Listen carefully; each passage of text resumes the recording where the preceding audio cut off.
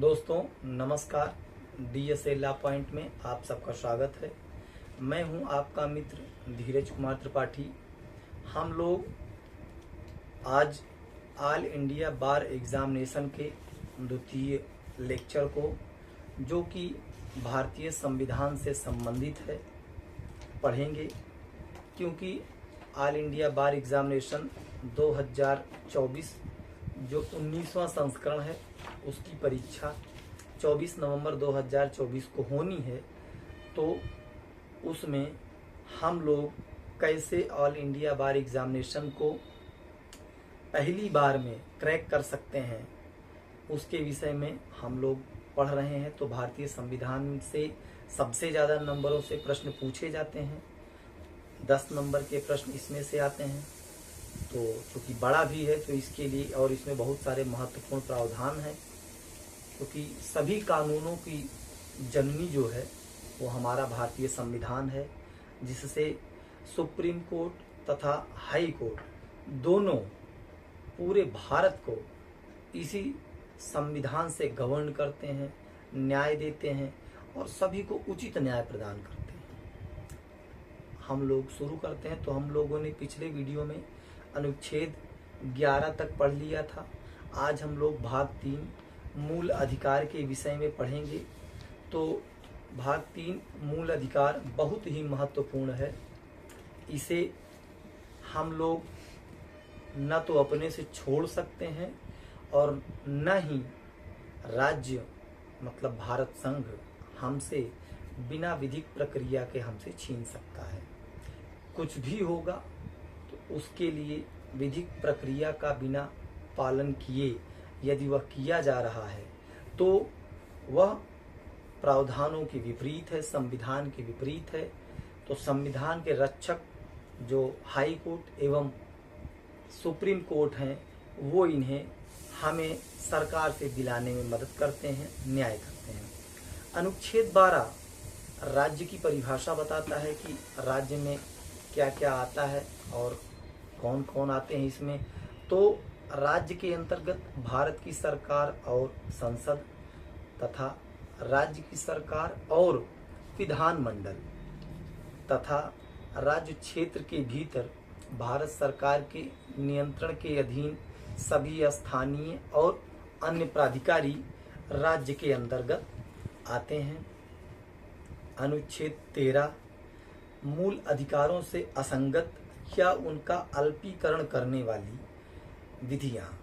तो इसका जो मतलब उद्देश्य है अनुच्छेद 13 का वह यह है कि इस संविधान के बनने से ठीक पहले भारत राज्य क्षेत्र में प्रवृत्त जितनी विधियां हैं वह यदि मूल अधिकार से असंगत हैं किसी व्यक्ति के, या संविधान में किसी जो उनको शक्ति संविधान में दी गई है उनको अल्पीकरण करती हैं, उनको न्यून करती हैं, छोटा बनाती हैं, तो ऐसी विधियां शून्य मानी जाएंगी।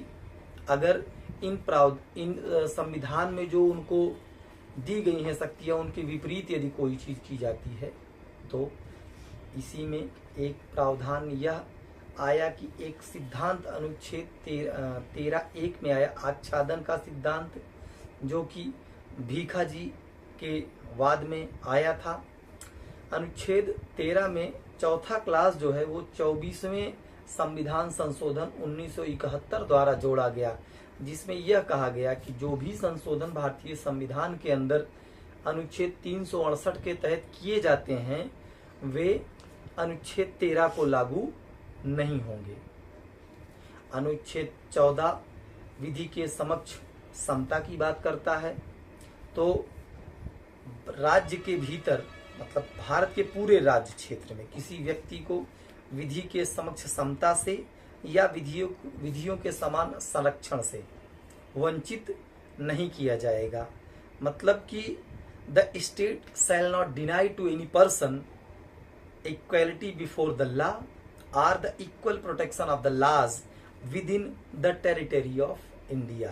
अर्थात किसी व्यक्ति को जब तक रूल ऑफ लॉ जो है या फिर विधि के समक्ष समता सबको बराबर रखा जाएगा, किसी से कोई विभेद नहीं और विधियों का सबको समान संरक्षण प्राप्त होगा। कोई भी कानून बनेगा उसके दायरे के भीतर सब आएंगे, उनसे किसी को वंचित नहीं किया जाएगा। ये समता का अधिकार है, इक्वलिटी बिफोर लॉ, सभी बराबर हैं। अनुच्छेद 15 कहता है कि धर्म, मूल वंश, जाति, लिंग या जन्म स्थान के आधार पर विभेद नहीं किया जाएगा। मतलब कि राज्य जो है अपने नागरिकों के विरुद्ध केवल धर्म, मूल वंश, जाति, लिंग, जन्म स्थान या इनमें से किसी भी आधार पर कोई भी विभेद नहीं करेगा कि वो कौन सी जाति का है, किस धर्म का है, किस लिंग का है, किस पंथ संप्रदाय का है, उसके साथ कोई किसी तरीके का वर्गीकरण नहीं किया जाएगा। ये अनुच्छेद 15 बताता है। लेकिन अनुच्छेद 15(3) जो है वो बहुत महत्वपूर्ण है। उसमें रीजनल क्लासिफिकेशन की बात की गई है कि यदि कोई बात स्त्रियों या बालकों के लिए संबंधित है तो उसके बारे में कोई आप विशेष प्रावधान उनके उत्थान के लिए बना सकते हैं, वहां पे वर्गीकरण कर सकते हैं। वहां पे ये बात नहीं लागू होगी कि उनके साथ विभेद नहीं किया जा सकता है। अगर हमें स्त्रियों के भले के लिए, बच्चों की सुरक्षा, बच्चों की भलाई के लिए कोई कार्य करना है तो हमें इस अनुच्छेद 15 की कोई बात नहीं रोकेगी, ऐसा अनुच्छेद 15(3) क्लॉज कहता है। और अनुच्छेद 15 का जो 4 है, सब क्लास 4 है, वो महत्वपूर्ण है। वो ऐसी बात करता है कि सामाजिक और शैक्षिक दृष्टि से जो भी पिछड़े हुए नागरिक हैं उनकी उन्नति के लिए या अनुसूचित जातियों या अनुसूचित जनजातियों के व्यक्तियों के लिए कोई विशेष उपबंध यदि राज्य करना चाहें तो उनके लिए कर सकेंगे, ऐसा प्रावधान किया गया है। जैसे SC/ST एक्ट बनाया गया था तो उनके लिए विशेष प्रावधान किया गया था।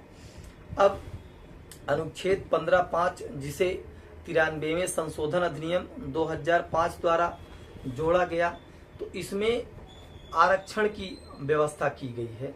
आरक्षण इस तरीके का कि संस्थागत आरक्षण, अल्पसंख्यक शिक्षा संस्थाओं से भिन्न शिक्षा संस्थाओं में जिनके अंतर्गत प्राइवेट शिक्षा संस्थाएं भी हैं, चाहे वह सरकारी शिक्षा संस्थाएं हों चाहे प्राइवेट शिक्षा संस्थाएं हों, SC तथा ST के लिए जो है इसमें भी और या पिछड़े हुए नागरिकों के लिए भी दृष्टि से इसमें आरक्षण का प्रावधान किया गया है।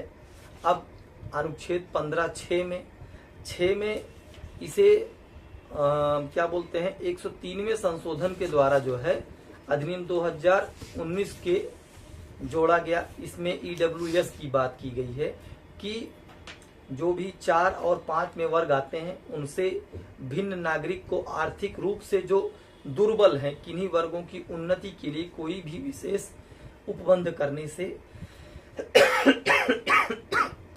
निवारित नहीं करेगी, इसके विषय में कहा गया है। तथा इसमें जो एक स्पष्टीकरण किया गया है कि इस अनुच्छेद और अनुच्छेद 16 के प्रयोजनों के लिए जो आर्थिक रूप से दुर्बल वर्ग हैं और जो राज्य द्वारा कुटुंब की आय और आर्थिक अलाभ के अन्य सूचकों के आधार पर समय समय पर अधिसूचित किया जाए। मतलब कि जो भी आर्थिक उनको एक दिया गया है, जैसे इस समय EWS कोटे में दिया गया है कि 8 लाख रुपए से उनका जो यदि उससे ज्यादा की उनके पास आमदनी है तो वो इस कोटे में नहीं आ सकते हैं, आर्थिक पिछड़े में उन्हें इसका लाभ नहीं दिया जाएगा, उससे संबंधित है। अनुच्छेद 16 है लोक नियोजन के विषय में, अगर सबको है तो सबको अवसर की समानता दी जाएगी। मतलब किसी पद पर जब नियोजन या नियुक्ति की बात की जाएगी तो सभी को जो है उसमें अवसर की समानता होगी, किसी के साथ समता की जाएगी, किसी के साथ किसी भी आधार पर उसके धर्म, मूल वंश, जन्म, उद्भव या फिर निवास स्थान आदि के आधार पर विभेद उनसे नहीं किया जाएगा, उनको बराबर का मौका दिया जाएगा। और इस अनुच्छेद की कोई बात संसद को कोई ऐसी विधि बनाने से निवारित नहीं करेगी जो नियुक्ति से पहले उस राज्य के भीतर या संघ राज्य के भीतर कोई विषयक अपेक्षा विहित करती है। और अनुच्छेद 16(4) क्या कहता है? वो राज्य के पिछड़े हुए नागरिकों से संबंधित है कि उनका प्रतिनिधित्व राज्य के अधीन सेवाओं में यदि पर्याप्त नहीं है तो नियुक्तियों और पदों के संबंध में आरक्षण के लिए उपबंध करने से निवारित नहीं करेगी, उनको दिया जा सकेगा। ओबीसी कोटे में जो है व्यक्ति, उनको आरक्षण की बात की गई है। तथा 16(4)A जिसे 77वां संशोधन अधिनियम 1995 के द्वारा जोड़ा गया, इनमें अनुसूचित जातियों और जनजातियों को किसी वर्ग या वर्ग के पदों के पारिणामिक ज्येष्ठता सहित मतलब प्रोन्नति प्रमोशन के मामले में आरक्षण की बात जो की गई है वो संविधान में जोड़ा गया, वो अनुच्छेद 16(4) में जोड़ा गया। तो इसे जो है 85वें संविधान संशोधन अधिनियम 2001 के द्वारा जोड़ा गया था। अब 81वें संविधान संशोधन अधिनियम द्वारा जोड़ा गया 4(ख). इसमें क्या कहा गया कि रिक्तियों की कुल जो संख्या है उसके संबंध में यदि 50% की आरक्षण की अधिकतम सीमा का उदाहरण करने के लिए विचार नहीं किया जाए। मतलब कि जो आरक्षण की सीमा है वह 50% से ज्यादा जो है नहीं हो सकती है, उसी 50% तक में सबको आरक्षण दिया जा सकता है।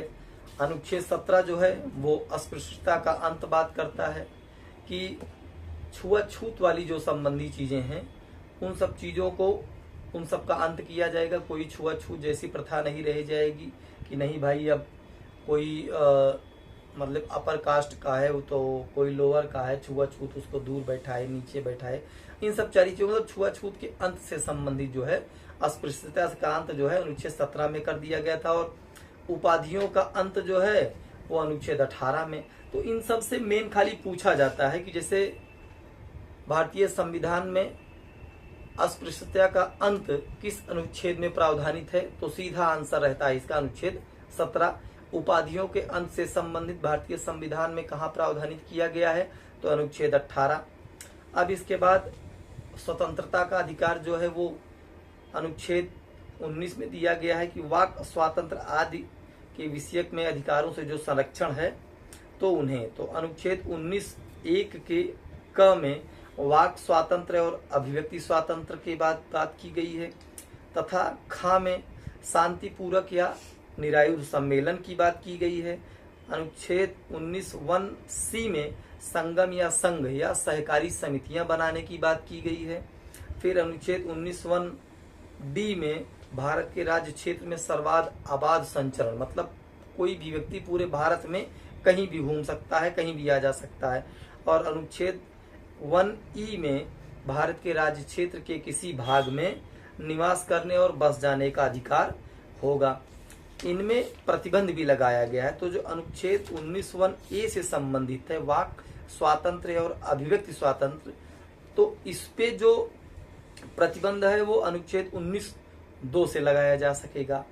उसके बाद जो 19(1)B है उसमें शांतिपूर्वक और निरायुध सम्मेलन से है, तो इस पर यदि प्रतिबंध लगाना है तो 19(3) का प्रावधान देखना होगा।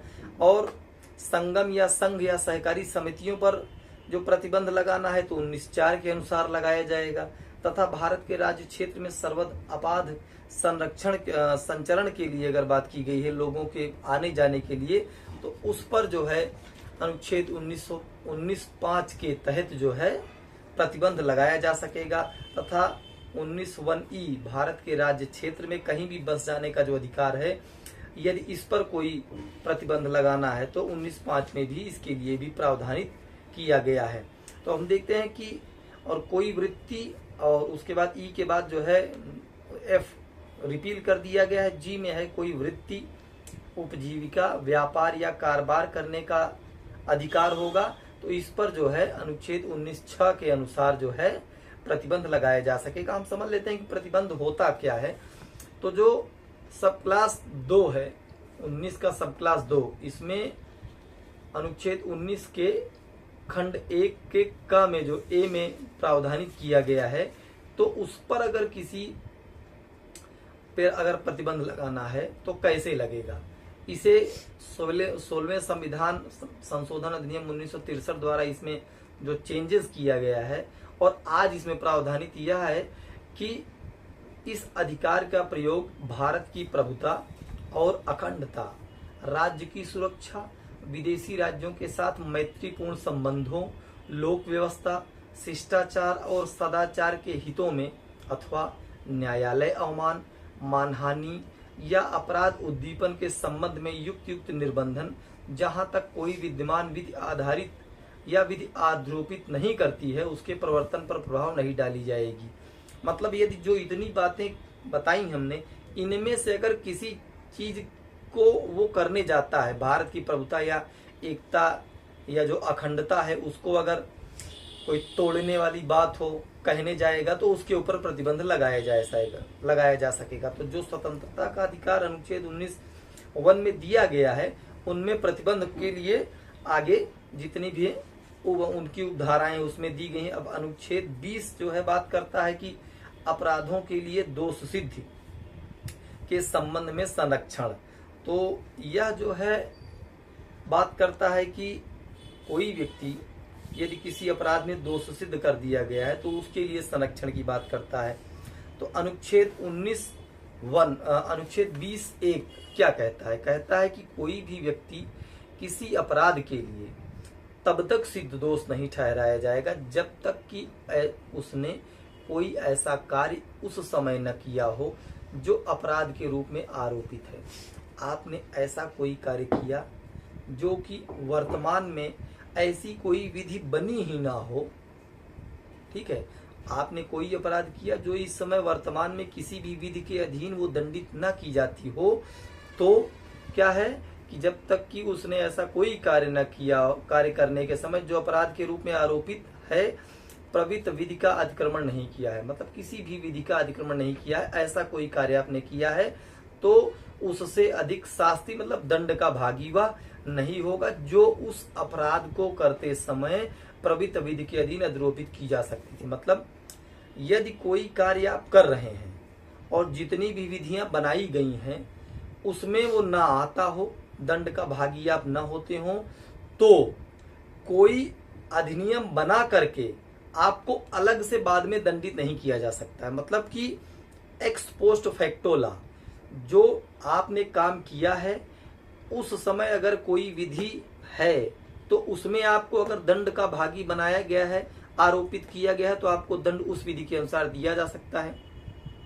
यदि आपने कोई कार्य आज कर दिया और संसद या राज्य विधानमंडल कल उसको विधि बनाकर कि ऐसे अपराध जो ऐसा कार्य किए जाएंगे वो दंडनीय होंगे, तो वो अपराध जो है आप उस विधि के अनुसार दंडित नहीं होगा। मतलब एक्स पोस्ट फैक्टो लॉ, कोई भी विधि या कानून जो बनाया जाएगा, लागू किया जाएगा, वो पुराने से समय से नहीं लागू होगा कि भाई आज हमने बनाया और इसको कह दें कि 1 जनवरी 2024 से जितने भी लोगों ने ऐसा कार्य किया है वो इस विधि के अंदर दंडनीय होंगे। ऐसा कोई भी कानून नहीं बनाया जाएगा। जो भी कानून बनाया जाएगा जिस दिन बनेगा उसके आगे से वह लागू होगा। जैसे आज की डेट में विधानसभा ने या संसद ने पारित किया, कल की तारीख में उसे राष्ट्रपति से स्वीकृति मिल गई, तो कल के बाद जो भी अपराध किए जाएंगे, ऐसे समझिए ना कि भारतीय न्याय संहिता 1 जुलाई 2024 से लागू हुई, तो 30 जून 2024 तक की मध्यरात्रि 12 बजे तक जितने भी अपराध पंजीकृत किए गए होंगे उन सब अपराधों को थाने में FIR के रूप में जब दर्ज किया जाएगा तो IPC के अधीन उन्हें दंडित किया जाएगा। चूंकि 30 जून मध्यरात्रि के बाद 12 बजे के बाद जब 1 जुलाई लगेगी तब BNS प्रावधानित होगा। उस विधि के अनुसार दंड अधिरोपित तब होगा जब वह विधि प्रवृत्त हो चुकी हो। अनुच्छेद 20(2) क्या कहता है कि किसी व्यक्ति को एक ही अपराध के लिए एक बार से अधिक अभियोजित या दंडित नहीं किया जाएगा। मतलब आपने आज लूट या डकैती की, लूट की, उसके लिए आपको दंडित कर दिया गया। अब पता लगे कि 1 साल बाद ये कहें कि नहीं, उस लूट के साथ मुझे एक थप्पड़ मारा भी था, तो जो 323 का सामान्य उपहति का है उसका भी अपराध इनके ऊपर लगेगा। तो ऐसा अब विचारण दोबारा उसके खिलाफ कार्यवाही नहीं की जाएगी। क्योंकि उस समय आप बात वो बता सकते थे कि भाई हमें ये जब लूट रहे थे उसी समय इन्होंने हमें एक थप्पड़ भी मारा था। अब पता लगा कोई व्यक्ति जो अभियुक्त है वो एक बार पूरी सजा काट के आए, फिर उसके बाद जब वो जैसे छूट के आए आप कहते हैं कि अब हम इसके ऊपर ये आरोप लगाते हैं इन्होंने हमें उस समय मारा था। तो ऐसा नहीं, एक व्यक्ति किसी अपराध के लिए एक बार दंडित किया जाएगा, उससे ज्यादा दो बार नहीं, दोबारा नहीं किया जाएगा। इस पे डबल जियोपार्डी का सिद्धांत काम करता है। इसे अमेरिका से भारतीय संविधान में लिया गया। अब अनुच्छेद 20(3) आत्म अभिशंसन का सिद्धांत इस पे महत्वपूर्ण है कि किसी भी व्यक्ति को अपने विरुद्ध साक्षी होने के लिए बाध्य नहीं किया जाएगा। जैसे कि किसी अपराध का आरोप लगे और आरोप लगने के बाद यह हो कि नहीं, आप तुम खुद ही बताओ, तुम ही सिद्ध करो कि तुमने उसको नहीं मारा है। जैसे किसी व्यक्ति के ऊपर 302 का अपराध लगा, आरोप लगाया गया, FIR दर्ज हो गई, उसके ऊपर चार्ज बन गया। अब न्यायालय यह कहे कि आपके ऊपर आरोप लगाया है तो आप अपने आप को साबित करो कि आपने उसको नहीं मारा था। हमारे यहाँ जो न्याय प्रणाली है, विधिक प्रणाली है, वहां पे ये सिस्टम नहीं है। हमारे यहाँ ये सिस्टम एडॉप्ट है कि जो भी आरोप लगाता है और न्यायालय से चाहता है कि किसी व्यक्ति को दंडित करे, तो उसे ही मामला अपना साबित करना होगा कि इन्होंने यह अपराध किया है, तब इनको न्यायालय दंडित करेगी। अन्यथा तो ऐसे सब कह दें कि आरोप लगा दें कि भाई इन्होंने हमारे साथ ऐसा अपराध किया है, और फिर अब वो अपना साबित करता रहे कि नहीं भाई हमने ऐसा अपराध नहीं किया है।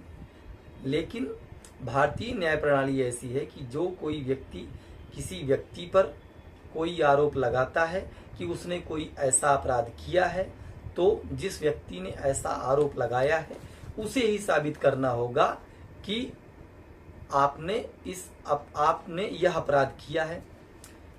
स्वयं उस व्यक्ति से साक्ष्य नहीं मांगा जाएगा।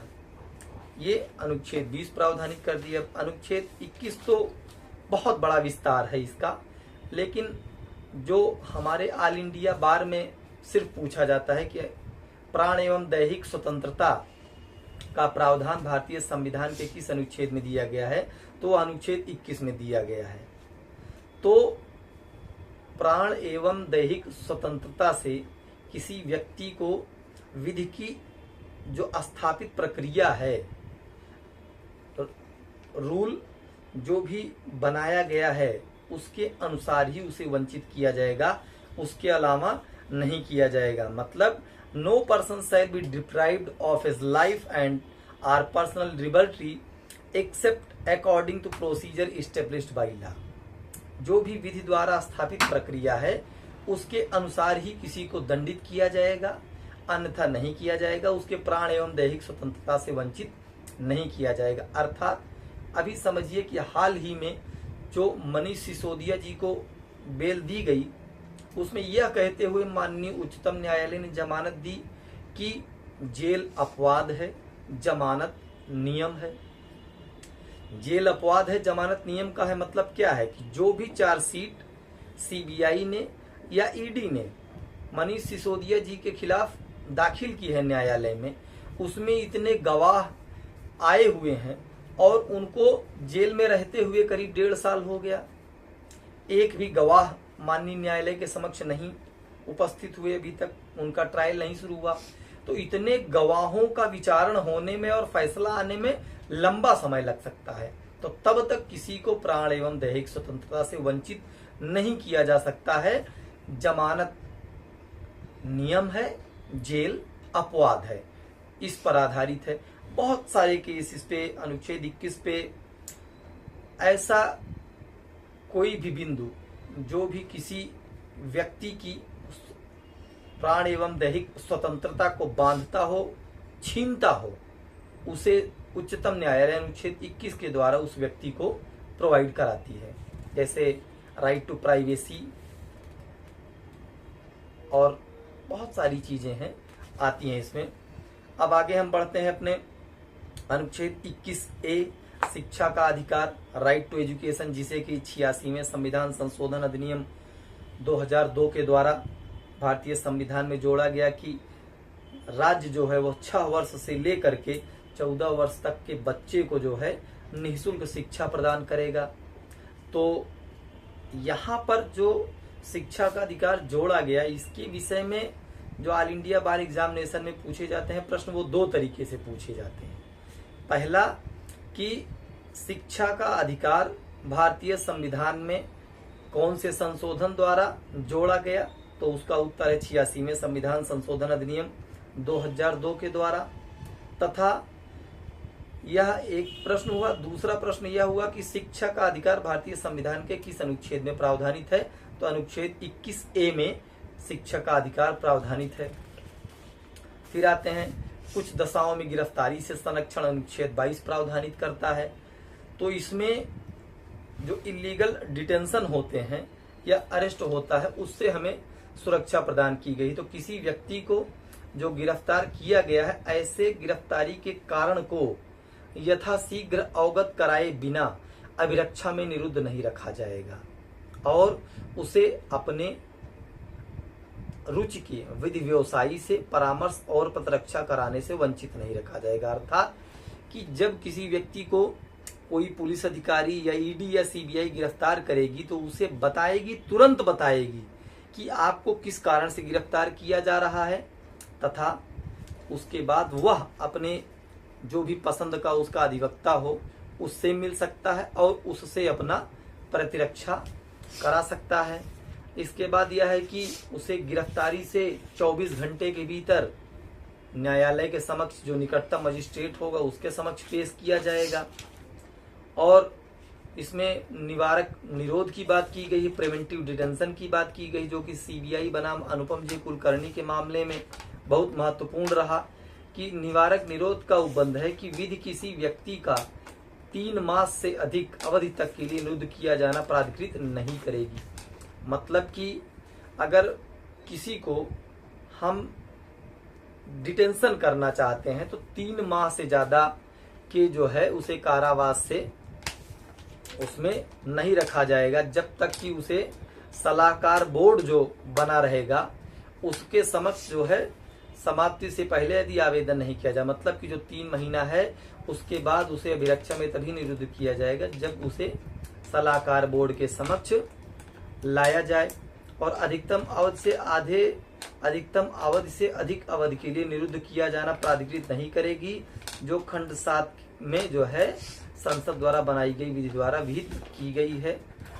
और उसे जो है अपने आवेदन देने के लिए जो है अवसर दिया जाएगा, तथा संसद विधि द्वारा बना सकेगी नियम की किस तरीके से आपको जो है वो किया जाए। तो दोस्तों, आज हम लोगों ने अनुच्छेद 22 तक जो है ऑल इंडिया बार एग्जामिनेशन में आने वाले भारतीय संविधान से प्रश्नों को पढ़ा कि कौन से प्रश्न प्री से बन सकते हैं। आने वाले कल से हम लोग डेली पढ़ तो रहे ही हैं और एक सब्जेक्ट और का कम से कम एक प्री का क्वेश्चन आपको बताया करेंगे। जैसे आईपीसी हो, सीआरपीसी का कम से कम 1 से 2 प्रश्न आपको प्री से रिलेटेड बताया करेंगे कि क्या महत्वपूर्ण है। हमारे इस चैनल से जुड़े रहने के लिए, डीएसए लॉ पॉइंट से जुड़े रहने के लिए हमारा चैनल सब्सक्राइब करें, लाइक करें, शेयर करें और कमेंट करें। तथा आप इस क्लास का रेगुलर हमसे ऑनलाइन पढ़ने के लिए इसकी जो फीस 1500 रुपया रखी गई है, उसे हमारे दिए गए मोबाइल नंबर 9601682266 पर फोन करके जुड़ करके आप पूरा 23 नवंबर तक इसका लाभ ले सकते हैं और ऑल इंडिया बार एग्जामिनेशन को पहली बार में ही क्रैक कर सकते हैं और सीओपी धारक वकील बन सकते हैं। बच्चे धीरे धीरे जुड़ रहे हैं। जो भी इच्छुक अभ्यर्थी हों, जल्दी से जल्द जुड़ने का प्रयास करें। धन्यवाद। जय हिंद, जय भारत।